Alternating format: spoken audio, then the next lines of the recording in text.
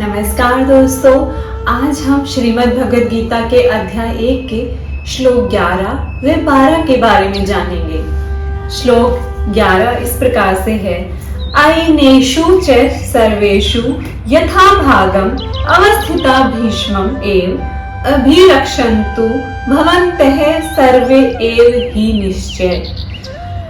अयनेषु मोर्चों में च भी सर्वेषु सर्वत्र यथा भागम अपने अपने स्थानों पर अवस्थिता स्थित भीष्म पितामह की एव निश्चय ही अभिरक्षन्तु सहायता करनी चाहिए।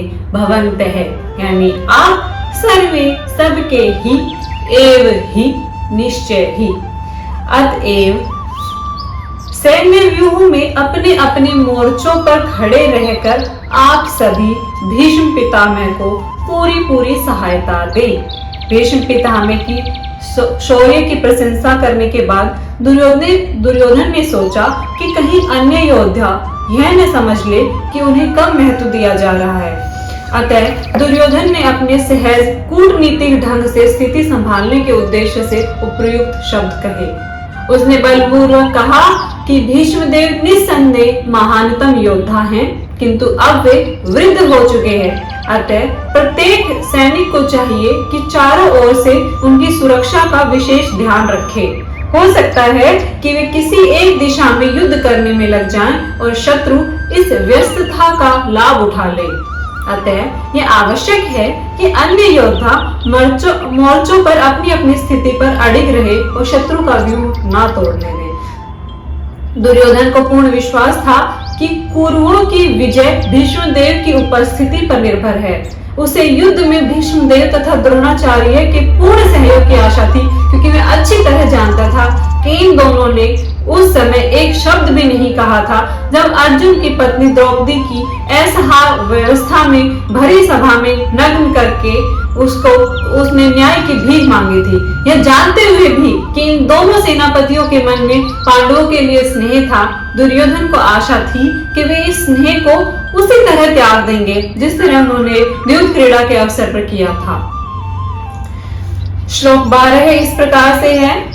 तस्य सन्नयन हर्षम कुरु वृद्धे पितामह सिंहनादम विनद्य उच्चैः शंखं दद्मोह प्रतापवान।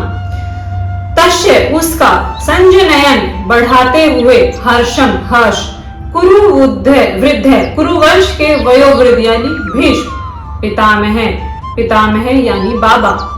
सिंहनादम सिंह की सी गर्जना विनद्य गरज कर ऊंचे स्वर में शंख दद्मोह बजाया प्रतापवान बलशाली।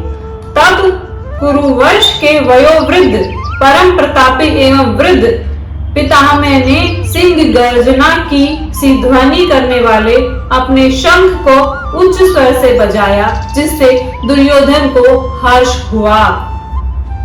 इसका तात्पर्य यह है कि कुरुवंश के वयोवृद्ध पितामह अपने पौत्र दुर्योधन का मनोभाव जान गए और उसके प्रति अपनी स्वाभाविक दयावश उन्होंने उसे प्रसन्न करने के लिए अत्यंत उच्च स्वर से अपना शंख बजाया, जो उनकी सिंह के समान स्थिति के अनुरूप था।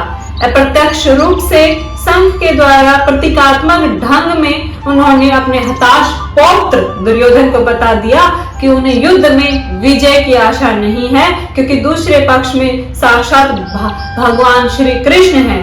फिर भी युद्ध का मार्गदर्शन करना उनका कर्तव्य था और इस संबंध में वे कोई कसर नहीं छोड़ेंगे। हरे कृष्णा दोस्तों, अपना ध्यान रखिए। Take care, bye, thank you.